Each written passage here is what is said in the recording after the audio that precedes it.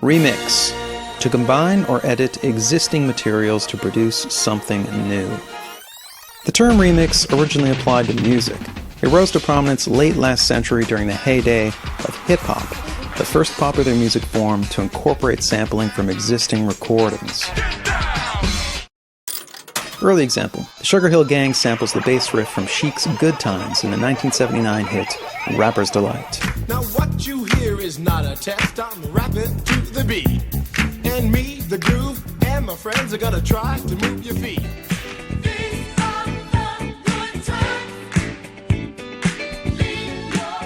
Since then, that same bass line has been sampled dozens of times.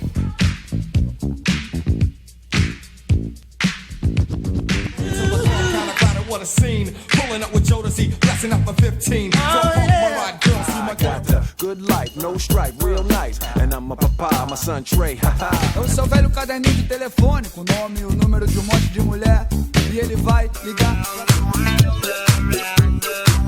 Skip ahead to the present and anybody can remix anything, music, video, photos, whatever, and distribute it globally pretty much instantly. You don't need expensive tools, you don't need a distributor, you don't even need skills. Remixing is a folk art, anybody can do it. Yet these techniques, collecting material, combining it, transforming it, are the same ones used at any level of creation. You could even say that everything is a remix. To explain, let's start in England in 1968.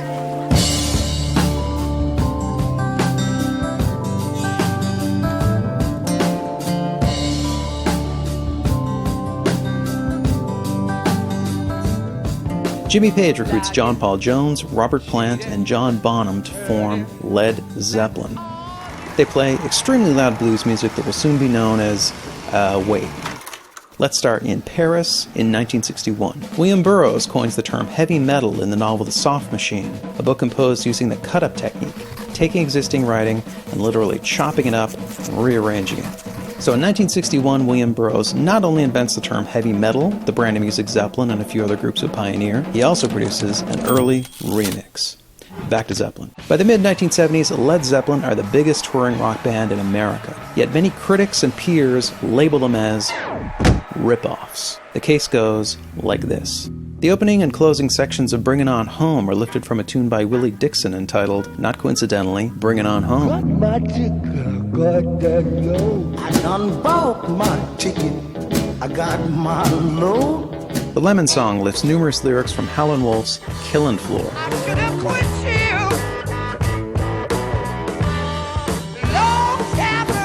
I should have quit you a long time ago. Black Mountainside lifts its melody from Black Waterside, a traditional arranged by Bert Jansch.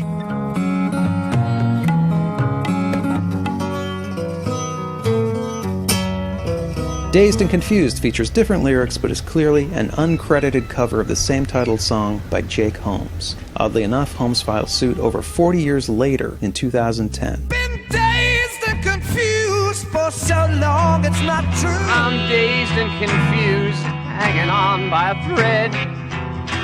And the big one, Stairway to Heaven, pulls its opening from Spirit's Taurus. Zeppelin toured with Spirit in 1968, 3 years before Stairway was released.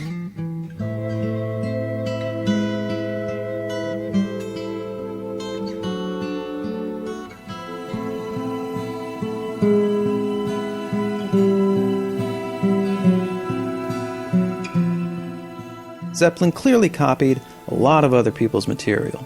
But that alone isn't unusual. Only two things distinguish Zeppelin from their peers.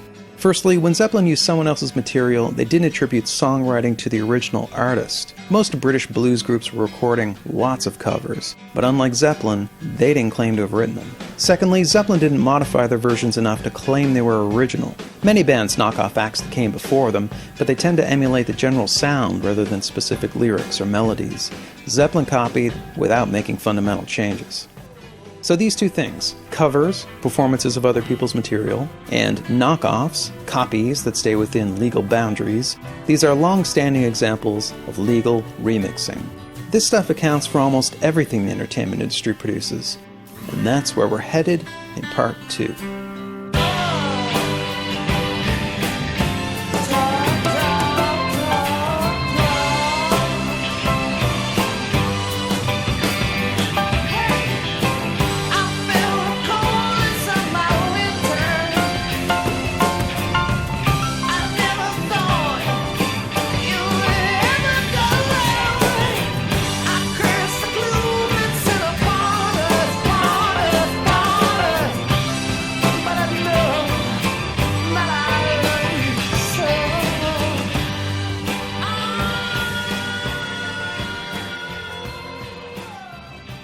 Wait, one last thing. In the wake of their enormous success, Led Zeppelin went from the copier to the copied. First in the 70s with groups like Aerosmith and Heart and Boston, then during the 80s heavy metal craze, and on into the era of sampling. Here's the beats from When the Levee Breaks, getting sampled and remixed.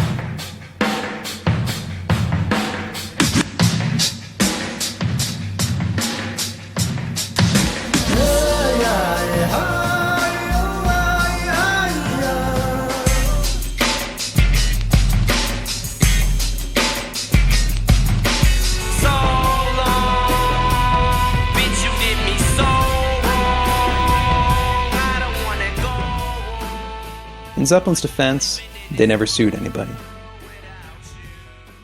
I said hip hop, I hip it to the hip hip hop. You don't stop the rock to the bang bang boogie. Say up jump the boogie to the rhythm of the rhythm beat. Perhaps it's because movies are so massively expensive to make. Perhaps it's because graphic novels, TV shows, video games, books, and the like are such rich sources of material. Or perhaps it's because audiences just prefer the familiar. Whatever the reason, most box office hits rely heavily on existing material. Of the 10 highest-grossing films per year from the last 10 years, 74 out of 100 are either sequels or remakes of earlier films or adaptations of comic books, video games, books, and so on. Transforming the old into the new is Hollywood's greatest talent.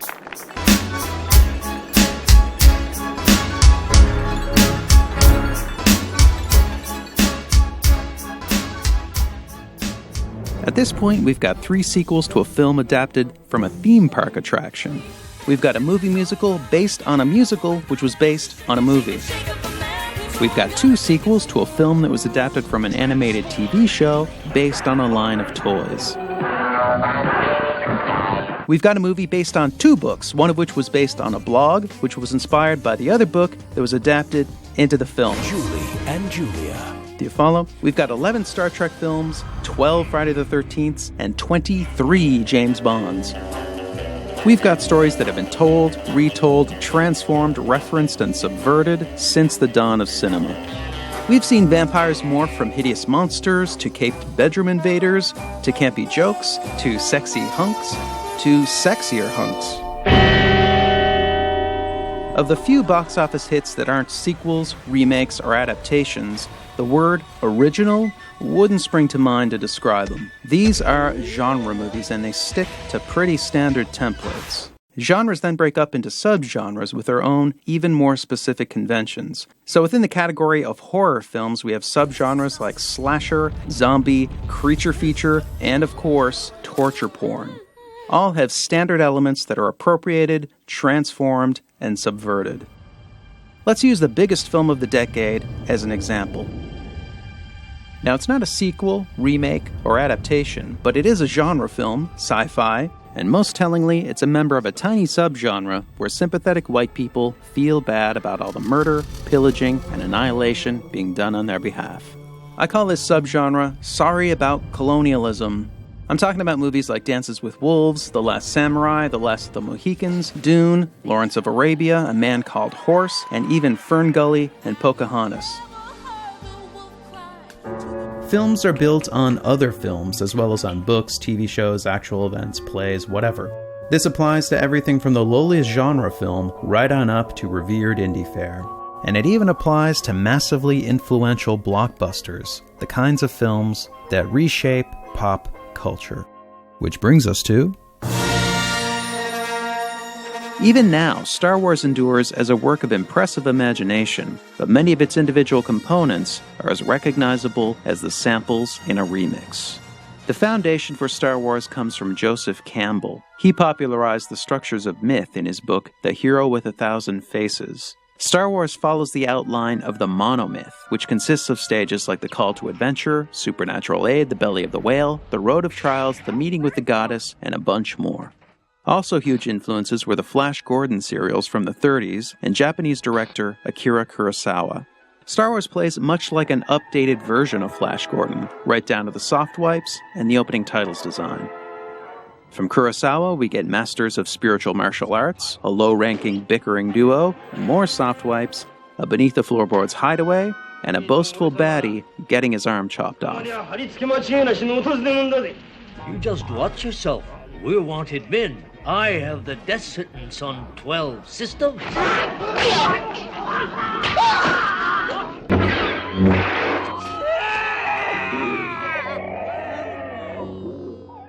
War films and westerns were also huge sources for Star Wars. The scene where Luke discovers his slaughtered family resembles this scene from The Searchers.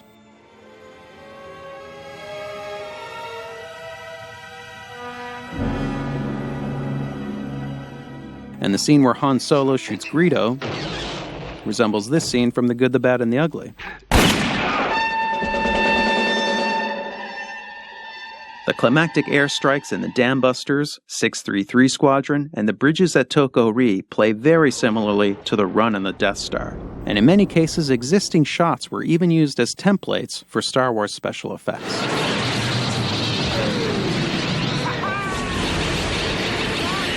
I got him! Brave kid! Don't get cocky!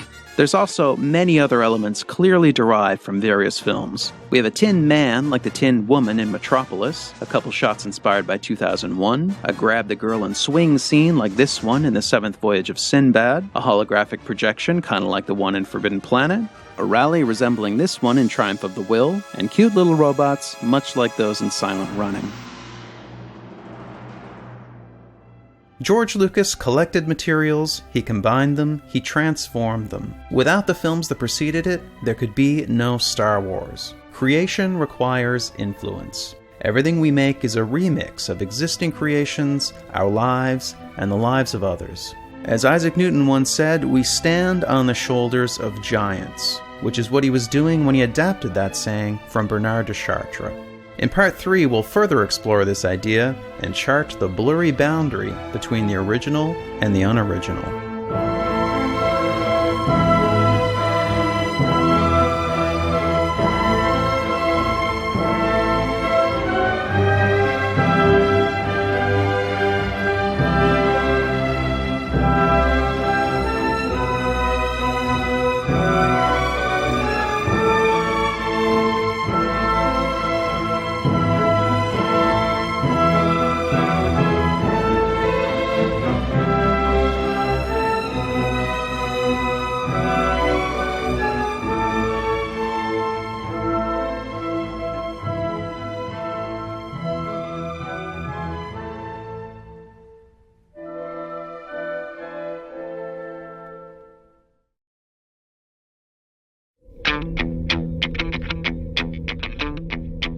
George Lucas was the most movie-saturated filmmaker of his era, but that baton has since been passed to Quentin Tarantino's remix master thesis is Kill Bill, which is probably the closest thing Hollywood has to a mashup.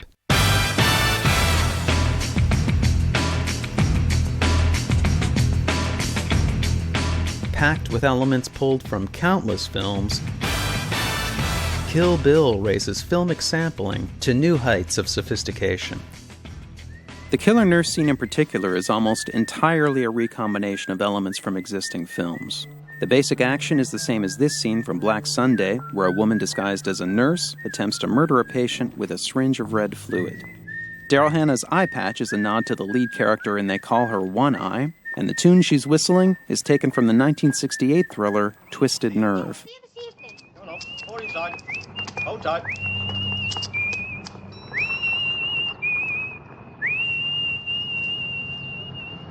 Capping it off, the split screen effect is modeled on techniques used by Brian De Palma in an assortment of films, including Carrie.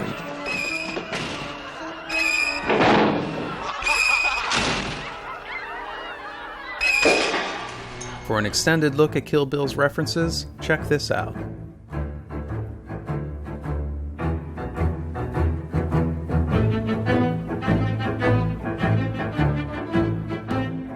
The act of creation is surrounded by a fog of myths. Myths that creativity comes via inspiration, that original creations break the mold, that they're the products of geniuses, and appear as quickly as electricity can heat a filament.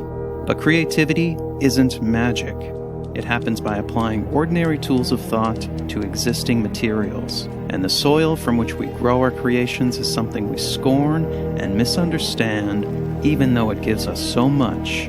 And that's copying.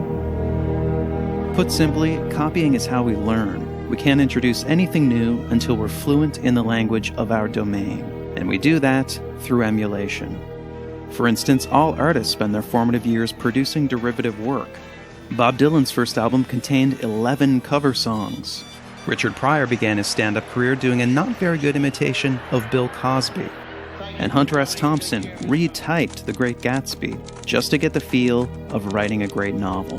Nobody starts out original. We need copying to build a foundation of knowledge and understanding. And after that, things can get interesting.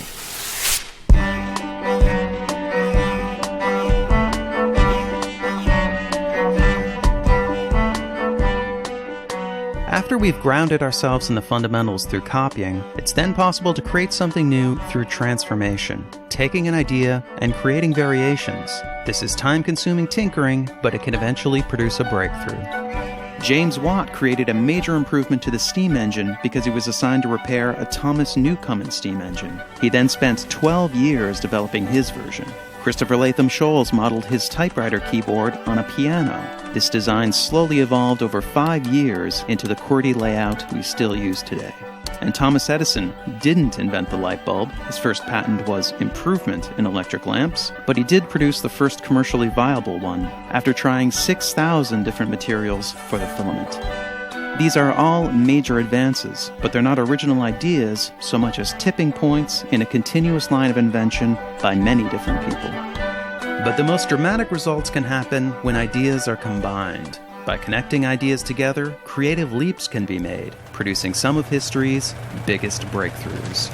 Johann Gutenberg's printing press was invented around 1440, but almost all its components had been around for centuries. Henry Ford and the Ford Motor Company didn't invent the assembly line, interchangeable parts, or even the automobile itself, but they combined all these elements in 1908 to produce the first mass-market car, the Model T. And the internet slowly grew over several decades as networks and protocols merged. It finally hit critical mass in 1991 when Tim Berners-Lee added the World Wide Web. These are the basic elements of creativity: copy, transform, and combine. And the perfect illustration of all these at work is the story of the devices we're using right now. So let's travel back to the dawn of the personal computer revolution and look at the company that started it all. Xerox. Xerox invented the modern personal computer in the early 70s. The Alto was a mouse-driven system with a graphical user interface. Bear in mind that a popular personal computer of this era was operated with switches, and if you flipped them in the right order, you got to see blinking lights. The Alto was way ahead of its time. Eventually, Apple got a load of the Alto and later released not one, but two computers with graphical interfaces, the Lisa and its more successful follow-up, the Macintosh. The Alto was never a commercial product, but Xerox did release a system based on it in 1981, the Star 8010. 2 years before the Lisa, 3 years before the Mac. It was the Star and the Alto that served as the foundation for the Macintosh. The Xerox Star used a desktop metaphor with icons for documents and folders. It had a pointer, scroll bars, and pop-up menus. These were huge innovations, and the Mac copied every one of them. But it was the first combination it incorporated that set the Mac on a path towards long-term success. Apple aimed to merge the computer with the household appliance. The Mac was to be a simple device, like a TV or a stereo. This was unlike the Star, which was intended for professional use, and vastly different from the cumbersome command-based systems that dominated the era. The Mac was for the home, and this produced a cascade of transformations. Firstly, Apple removed one of the buttons on the mouse to make its novel pointing device less confusing. Then they added the double click for opening files. The Star used a separate key to open files. The Mac also let you drag icons around and move and resize windows. The Star didn't have drag and drop. You moved and copied files by selecting an icon, pressing a key, then clicking a location. And you resized windows with a menu. The Star and the Alto both featured pop-up menus, but because the location of these would move around the screen, the user had to continually reorient. The Mac introduced the menu bar, which stayed in the same place no matter what you were doing. And the Mac added the trash can to make deleting files more intuitive and less nerve-wracking. And lastly, through compromise and clever engineering, Apple managed to pare the Mac's price down to $2,500. Still pretty expensive, but much cheaper than the $10,000 Lisa or the $17,000 Star. But what started it all was the graphical interface merged with the idea of the computer as household appliance. The Mac is a demonstration of the explosive potential of combinations. The Star and the Alto, on the other hand, are the products of years of elite research and development. They're a testament to the slow power of transformation. But of course, they too contain the work of others. The Alto and the Star are evolutionary branches that lead back to the NLS system, which introduced Windows and the mouse, to Sketchpad, the first interactive drawing application, and even back to the Memex, a concept resembling the modern PC decades before it was possible. The interdependence of our creativity has been obscured by powerful cultural ideas, but technology is now exposing this connectedness. We're struggling legally, ethically, and artistically to deal with these implications, and that's our final episode, Part 4.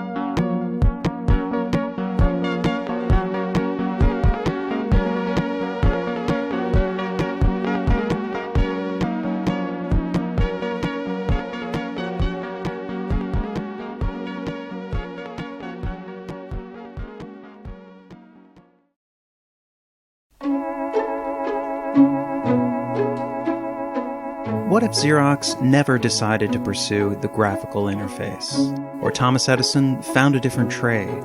What if Tim Berners-Lee never got the funding to develop the World Wide Web? Would our world be different? Would we be further behind?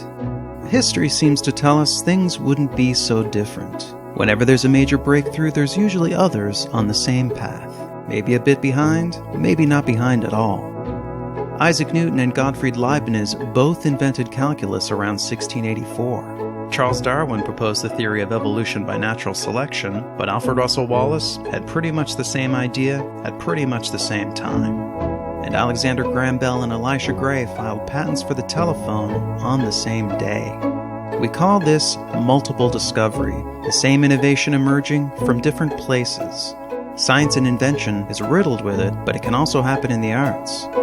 In film, for instance, we had 3 Coco Chanel movies released within 9 months of each other. Around 1999, we had a quartet of sci-fi movies about artificial reality. Even Charlie Kaufman's unusually original film, Synecdoche, New York, bears an uncanny resemblance to Tom McCarthy's novel, Remainder. Both are the stories of men who suddenly become wealthy and start recreating moments of their lives, even going so far as to recreate the recreations. And actually, the video you're watching, was written just before The New Yorker published a Malcolm Gladwell story about Apple, Xerox, and the nature of innovation. We're all building with the same materials. Sometimes by coincidence we get similar results, but sometimes innovations just seem inevitable.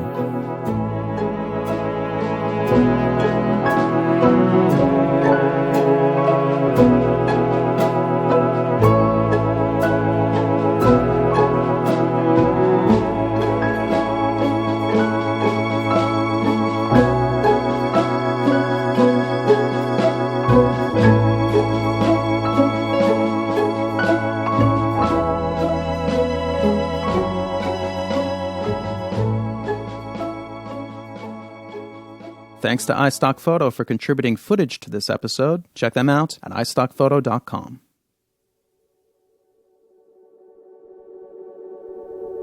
The genes in our bodies can be traced back over 3.5 billion years to a single organism, Luca, the last universal common ancestor. As Luca reproduced, its genes copied and copied and copied and copied. Sometimes with mistakes, they transformed. Over time, this produced every one of the billions of species of life on Earth. Some of these adopted sexual reproduction, combining the genes of individuals, and altogether, the best adapted life forms prospered. This is evolution. Copy, transform, and combine. And culture evolves in a similar way, but the elements aren't genes, they're memes, ideas, behaviors, skills. Memes are copied, transformed, and combined. And the dominant ideas of our time are the memes that spread the most. This is social evolution. Copy, transform, and combine. It's who we are, it's how we live, and of course, it's how we create. Our new ideas evolve from the old ones. But our system of law doesn't acknowledge the derivative nature of creativity. Instead, ideas are regarded as property, as unique and original lots with distinct boundaries. But ideas aren't so tidy. They're layered, they're interwoven, they're tangled. And when the system conflicts with the reality, the system starts to fail.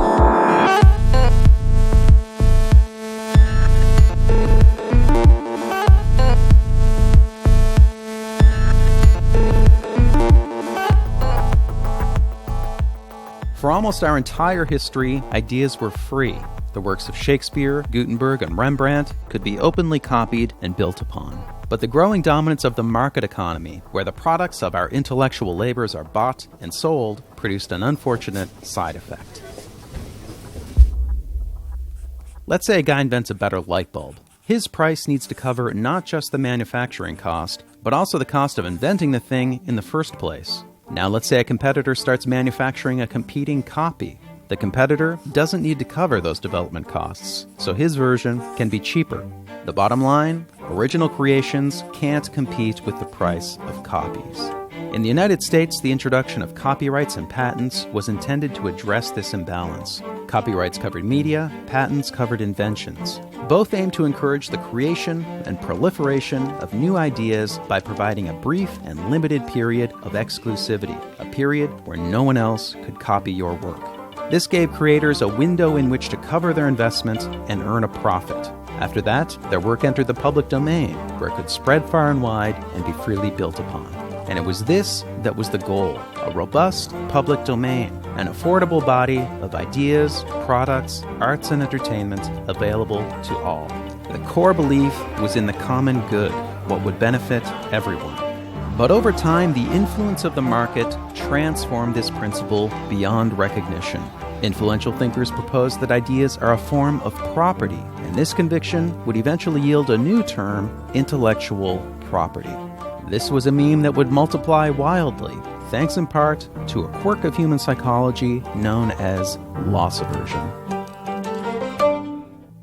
Simply put, we hate losing what we've got. People tend to place a much higher value on losses than on gains, so the gains we get from copying the work of others don't make a big impression. But when it's our ideas being copied, we perceive this as a loss and we get territorial.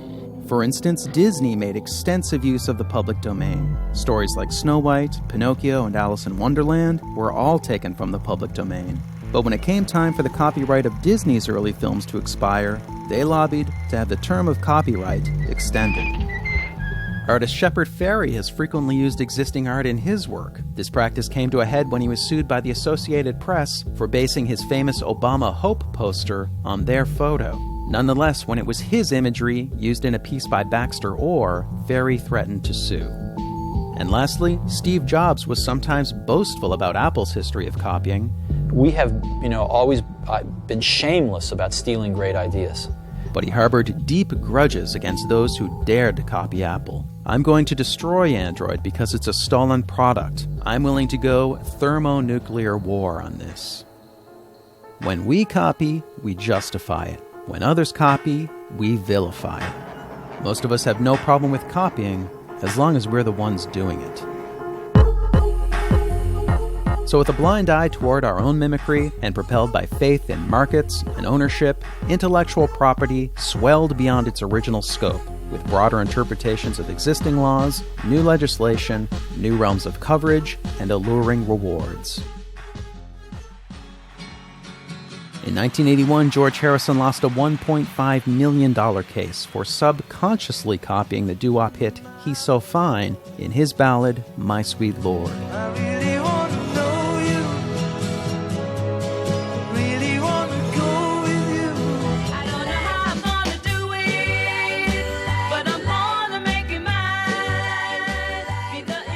Prior to this, plenty of songs sounded much more like other songs without ending up in court.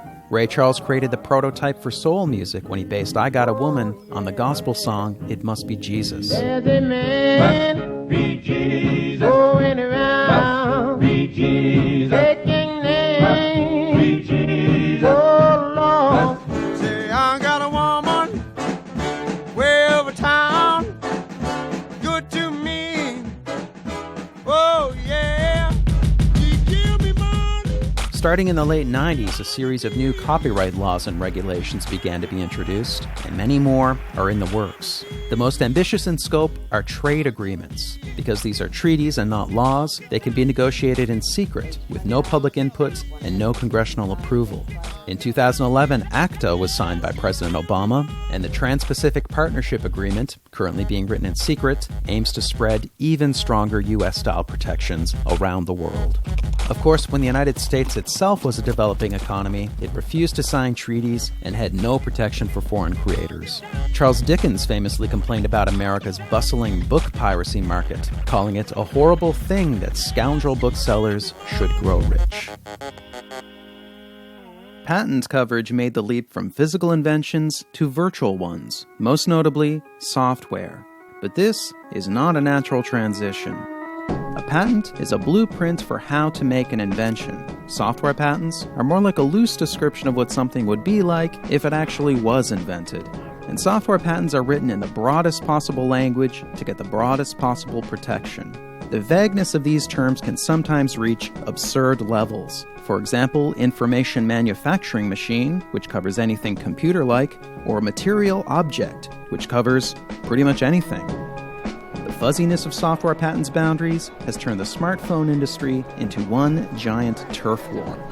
62% of all patent lawsuits are now over software. The estimated wealth lost is $500 billion. The expanding reach of intellectual property has introduced more and more possibilities for opportunistic litigation, suing to make a buck. Two new species evolved whose entire business model is lawsuits: sample trolls and patent trolls. These are corporations that don't actually produce anything. They acquire a library of intellectual property rights, then litigate to earn profits. And because legal defense is hundreds of thousands of dollars in copyright cases and millions in patents, their targets are usually highly motivated to settle out of court. The most famous sample troll is Bridgeport Music, which has filed hundreds of lawsuits. In 2005, they scored an influential court decision over this 2-second sample.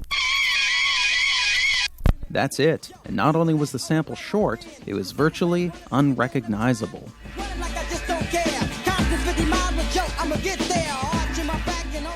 This verdict essentially rendered any kind of sampling, no matter how small, infringing. The sample-heavy musical collages of hip-hop's golden age are now impossibly expensive to create. Now, patent trolls are most common back in that troubled realm of software. And perhaps the most inexplicable case is that of Paul Allen. He's one of the founders of Microsoft, he's a billionaire, he's an esteemed philanthropist who's pledged to give away much of his fortune, and he claims basic web features like related links, alerts, and recommendations were invented by his long-defunct company. So the self-proclaimed idea man sued pretty much all of Silicon Valley in 2010, and he did this despite no lack of fame or fortune.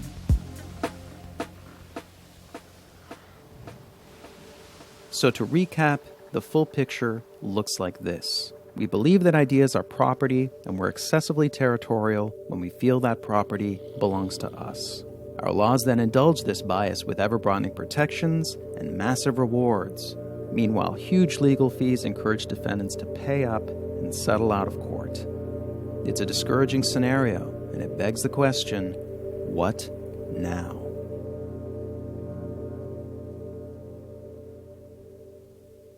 The belief in intellectual property has grown so dominant, it's pushed the original intent of copyrights and patents out of the public consciousness. But that original purpose is still right there in plain sight. The Copyright Act of 1790 is entitled An Act for the Encouragement of Learning.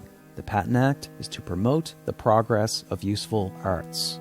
The exclusive rights these acts introduced were a compromise for a greater purpose. The intent was to better the lives of everyone by incentivizing creativity and producing a rich public domain, a shared pool of knowledge open to all. But exclusive rights themselves came to be considered the point, so they were strengthened and expanded. And the result hasn't been more progress or more learning, it's been more squabbling and more abuse. We live in an age with daunting problems. We need the best ideas possible, we need them now, we need them to spread fast. The common good is a meme that was overwhelmed by intellectual property. It needs to spread again. If the meme prospers, our laws, our norms, our society, they all transform. That's social evolution, and it's not up to governments, or corporations, or lawyers. It's up to us.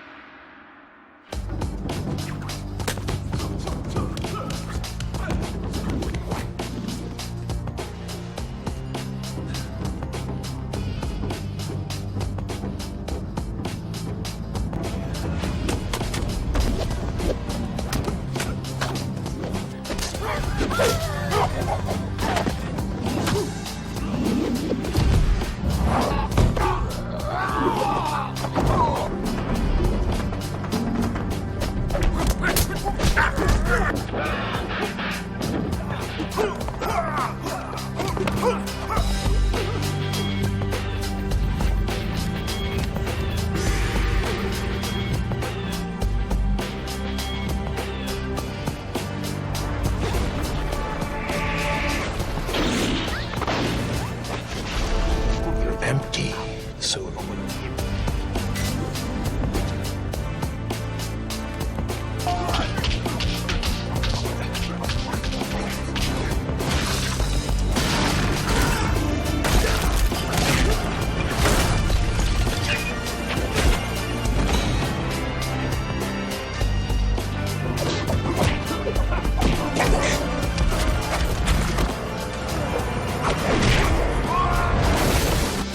It's a common theme in my writing that a dark-haired girl shows up at the door of the protagonist and tells him that his world is delusional. Hello, Neil. We are living in a computer-programmed reality, and the only clue we have to it is when some variable is changed. We would have the overwhelming impression that we were reliving the present. Deja vu. What did you just say? Nothing, just had a little deja vu.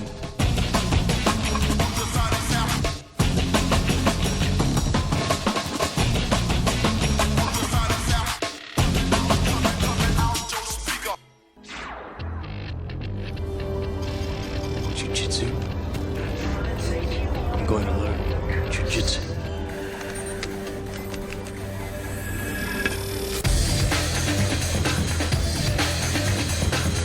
I think you're bugged. First, let's get rid of the bug in your head.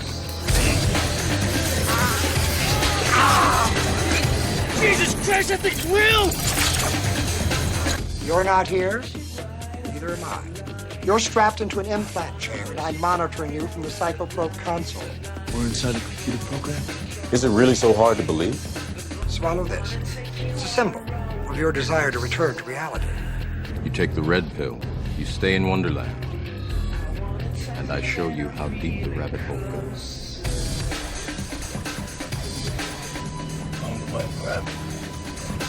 If you'd really like to know, he went that way.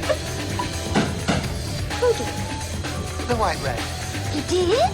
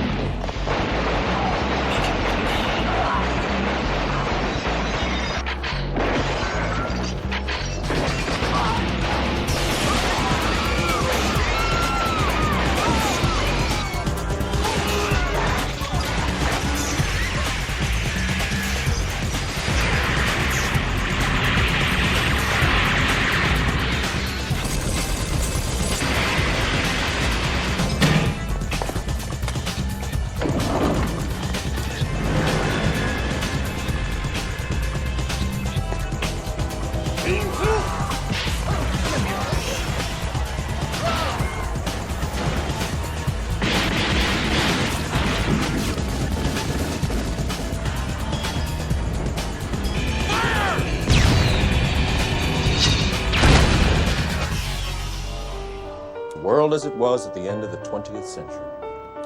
It exists now only as part of a neural interactive simulation that we call the Matrix. It's an illusion. Dreams. The Matrix is a computer-generated dream world. I deny this reality. The reality is a computation matrix. In order to change a human being into this. No. I have these memories from my life. 奥さんも娘も離婚も浮気も全部偽物の記憶で夢のようなものなんです。 None of them happened.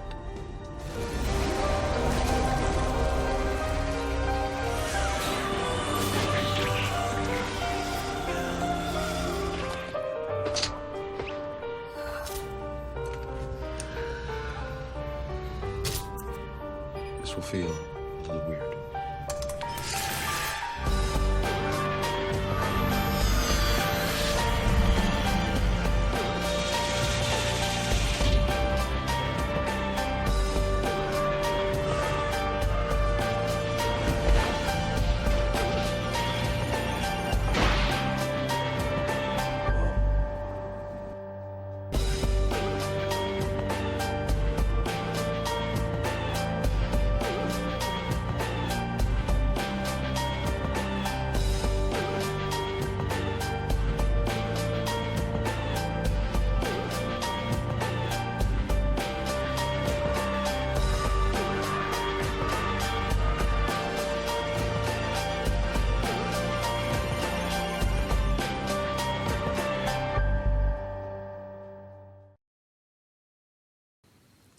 You and I have unfinished business. Baby, you ain't kidding.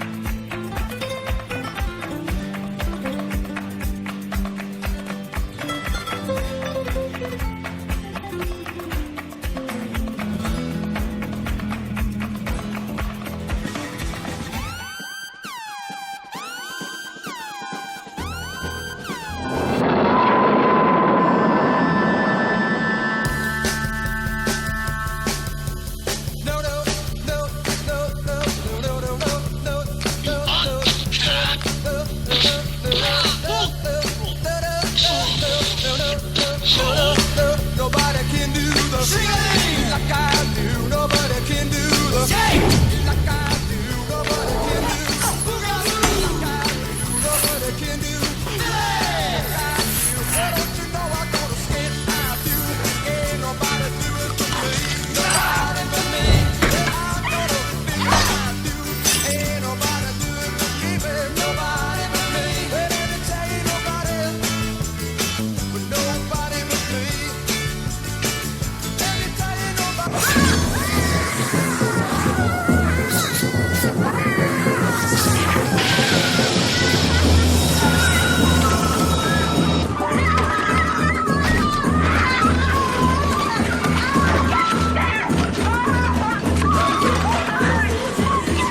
Around him!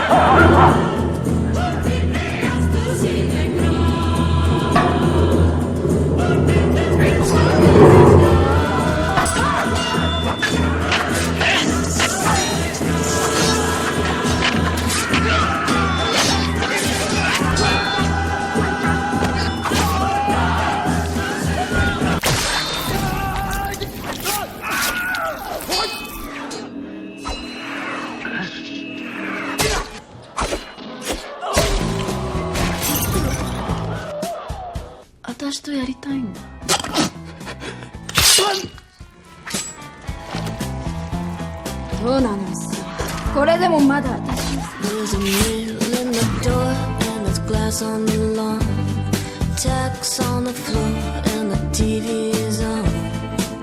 And I always sleep with my guns when you're gone.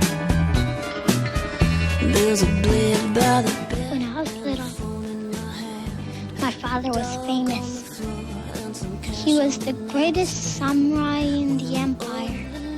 And he was the shogun's decapitator.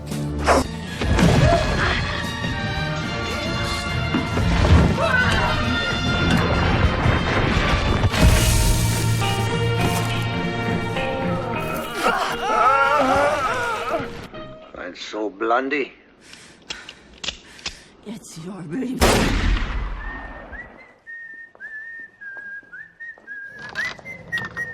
Here, got any change, mate? And the best of British luck to you, too.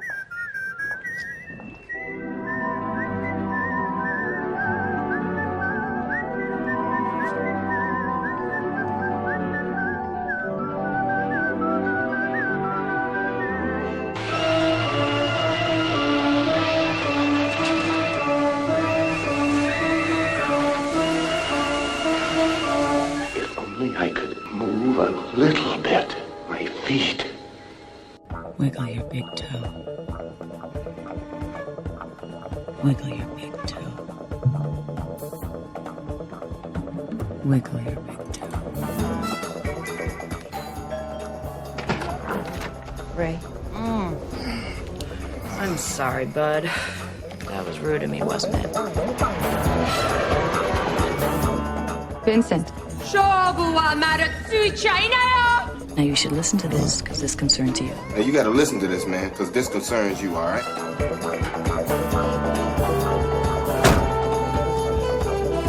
Who's Brian? Don't be a...